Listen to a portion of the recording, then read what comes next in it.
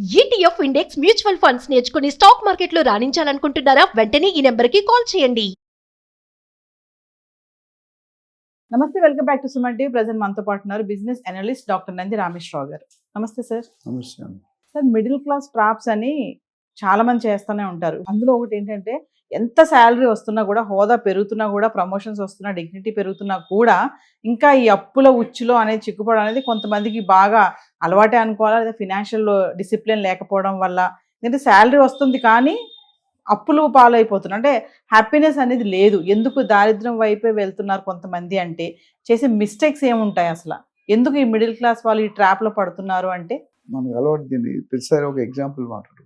ఈ ఆన్సర్ చాలా మంది నాకు తెలిసి 70-80% are on that trap.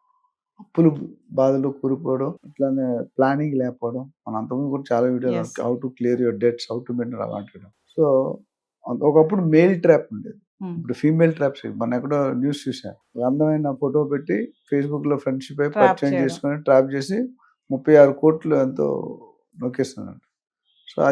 So మన జాగ్రత్త మనం ఉంటే, మనం ఎక్కడైతే టెంప్ట్ అయ్యామో, నీకు బాగా ఏది నచ్చుతుంది, అది సపోజ్ స్వీట్ ఇష్టం అనుకోండి, స్వీట్ ఎక్కువ తింటే డయాబెటిక్స్ అయిపోతుంది, కారం ఎక్కువ తింటే బీపీ వచ్చేస్తుంది. సో మనకి ఎంత కావాలో అంతే తీసుకోవాలి. ఇక్కడికి వచ్చేసరికి ఏంటంటే, ఫస్ట్ శాలరీలు ఎంత పెరుగుతున్నాయి, రేషియోలో పెరగట్లేదు. నాకు తెలిసి గవర్నమెంట్లో 1-2, ఇంకో 50 రూపాయలు 100 రూపాయలకి 2-3-4 పెరుగుతాయి. ప్రైవేట్లో నీకు 50,000 శాలరీ ఉందనుకోండి, ఒక 5,000 పెంచుతుంది. బట్ అది కంపేర్ చేసుకుంటే లాస్ట్ ఇయర్ రేట్లకి ఈ ఇయర్ రేట్లకి చాలా తేడా వస్తుంది. సో శాలరీ పెరిగినంతకంటే వీళ్ళు ఖర్చులు gap. So inflow is less, outflow is more. So దానివల్ల ఏంటంటే గ్యాప్ అవ్వబడుతుంది. ఆ గ్యాప్ని బ్రిడ్జ్ చేయడం రావట్లేదు. సో అది ఫస్ట్ రీజన్. అంటే మెయిన్ దేనికి అవుతుంది, insurance, health insurance, medical, education. నేను ఒక ఎగ్జామ్ కేంద్ర విద్యాలయాల్లో చదువుకున్నా. మేము చదివిన నెలకి ఎంత ఉండేది తెలుసా? రూపాయి ఫీజు. 10th క్లాస్లో 15 రూపాయలు కట్టాం 1980s. ఆ డబ్బులు కూడా మా నాన్నగారికి వెనక్కి వచ్చి, బికాజ్ ఆర్మీ ఆఫీసర్ కాబట్టి ఇయర్ అవగానే వెనక్కి వచ్చేసాడు. అంటే నేను ఫ్రీగా చదివాను, క్యారేజ్ మొత్తం మనం తీసుకెళ్ళాను. సో ఇప్పుడు మా అబ్బాయికి 3-4 లక్షలు సంవత్సరానికి అవుతుంది. ఎవరికైనా కార్పొరేట్ స్కూల్ అంటే 2 లక్షలు తక్కువ లేదు. సో ఇక్కడికి వచ్చే శాలరీ అంత 2 లక్షలు, బస్సు, పుస్తకాలు, అవి మళ్ళీ ఎక్స్ట్రా. సో ఇవన్నీ కలిపితే ఓవర్ బర్డెన్ అయిపోతుంది. So there is a slip between the cup and the lip. ఎందుకంటే మనకు వచ్చేదానికంటే మనకు ఖర్చు పెట్టేది ఎక్కువ ఉంది. ఎప్పుడైతే బిజినెస్లో కానీ ఉద్యోగంలో కానీ మనకు వచ్చేదానికంటే ఖర్చు ఎక్కువైతే దేర్ ఈజ్ సంథింగ్ రాంగ్. మీరు అలైన్ చేసుకోవాలి. ఏమీ లేకపోతే పచ్చడి. మన ఇండియాలో జనరల్ అబ్జర్వేషన్ ట్రెండ్ ఏంటంటే, అదే రియల్ ఎస్టేట్ చాలా మంది జాయిన్ అన్ని దెబ్బలు, కౌకు దెబ్బలు తింటారు, కనిపించే దెబ్బలు. కౌకు దెబ్బలు అంటే బ్లడ్ క్లాట్ అవుతుంది, నొప్పి, కోసినంత నొప్పి ఉంటుంది, అది మాత్రం నొప్పి ఉంటుంది. ఇక్కడ ఏమవుతుంది, మనం ముందు లగ్జరీ ఖర్చు పెట్టేసుకుంటున్నాం, మిగిలింది సేవ్ చేస్తున్నాం. నేనది మార్చుకోవాలి. ముందు సేవ్ చేసి మిగిలింది ఖర్చు పెట్టు. మటన్ బిర్యానీ తినవద్దు, చికెన్ తిను, పప్పు అన్నం తిను, లేదా పచ్చడి అన్నం తిను, సేఫ్ ఉంటావు. ముందు ఎవరో కొన్ని కమ్యూనిటీలు ఉన్నాయి, కమ్యూనిటీలు చెప్పను, దుబాయ్లోనో సౌదీలోనో ఎక్కడో ఆడు పంపిస్తాడు చెప్పి దానికి డబ్బులు అప్పు చేసుకుని కూర్చుంటాడు. ఇంకోటి సార్, అంటే ఇమీడియట్లీ ఐటమ్ ఏదైనా తీసేసుకోవడము, తర్వాత కట్టుకోవచ్చు కదా, టెంప్ట్ అవుతాం. క్యారెట్ అంటే ఇప్పుడు బిల్డర్స్ ఒక విధంగా టెంప్ట్ చేస్తే, గోల్డ్ జ్యువెలర్స్ ఒక విధంగా టెంప్ట్ చేస్తే, యూటిలిటీస్ కానీ, లేకపోతే జనరల్ టీవీ, వాషింగ్ మెషిన్, లేకపోతే వాళ్ళ ఇంట్లో, మా ఫ్రెండ్ ఇంట్లో పెద్ద టీవీ ఉంది, మన ఇంట్లో చిన్న టీవీ ఉంది. ఏ టీవీ అయినా బొమ్మ ఒకటే, ఛానల్ ఒకటే, కొద్ది చిన్నది పెద్ద. నీకున్న స్కోప్ బట్టి. ఇప్పుడు వాళ్ళ ఫ్రెండ్ ఉన్నాడు బెంచ్ గార్మెంట్, ఇటు మారుతి 800, ఇద్దరు ఒకటే స్కూల్, ఒకటే కాలేజ్. అదృష్టం. అందరికి 1 లక్ష రూపాయలు శాలరీ రాదు కదా. సో 30,000కి వచ్చేవాళ్ళు ఉన్నారు. 3 లక్షలు తీసుకునే జీతం యాంకర్ కూడా నాకు తెలుసు, బాంబేలో నేను వీడియో చేశాను. సో ఇక్కడ ఏమంటే, మనకి లోకల్ కాకుండా ఏదో ఫ్లడ్ చేస్తారు.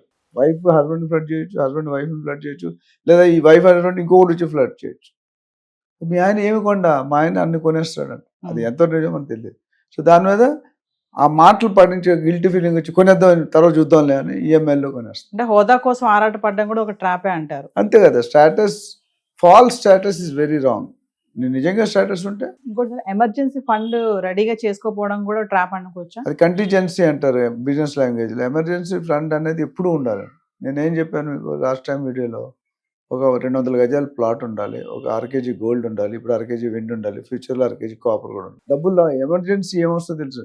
నీ కూతురు పెళ్ళి అవుతావచ్చు, ఇంజనీరింగ్ సీట్ రావచ్చు, అమెరికా పంపించవచ్చు, లేదా నువ్వు డిసీజ్ రావచ్చు, డబ్బులు ఎవరు ఇస్తారు? ఎమర్జెన్సీ దాని ఎన్ని కష్టాలు నష్టాలు 6-100 అయినా 106 అయినా ఆ ఫండ్స్ ఎమర్జెన్సీ అంటే ఓన్లీ ఎమర్జెన్సీ. వాడు కానీ అది మన ప్లానింగ్ ఉంది. అసలు ఉన్నదానికే లేదు, ఇంక ఎమర్జెన్సీ ఎక్కడ వస్తుంది? ఉన్నదే సర్వైవల్ అవుతుంది. చాలా మంది నేను అడుగుతాను, మీరు తినడానికి బతుకుతున్నారా, బతకడానికి తింటున్నారా అని అడుగుతాను. దానికి ఆన్సర్ చాలా కష్టం. కొంతమంది తినడానికి అయితే, కొంతమంది బతకడానికి ఏదో ఒకటి తినాలి. ఇప్పుడు లేబర్ ఉంటారు, కన్స్ట్రక్షన్ లేబర్, బయట లేబర్ ఊరుగా ఆవకాయ పచ్చడి వేసుకొని డబ్బా కూడా తెచ్చుకో. లగ్జరీ ఉన్న వాళ్ళు 5 స్టార్ హోటల్ 500, 1000 రూపాయలు 2000 పెట్టి భోజనం చేస్తారు. It all depend. Emergency planning. Yes. Planning is missing, then you are missing. కొంతమంది సార్ అంటే అప్పులు చేస్తూ ఉంటారు, ప్రతిదానికి అప్పు చేసి చేయడం అనేది వాళ్ళ అలవాటు అయిపోతుంది. అది కూడా ఒక ట్రాప్ అనుకోవచ్చు. ఇప్పుడు నేను చెప్పాను, ఒక ఫ్యామిలీ ఉంది, రైల్వేలో జాబు, ప్రైవేట్లో నీళ్ళ అమ్మాయి పనిచేస్తుంది.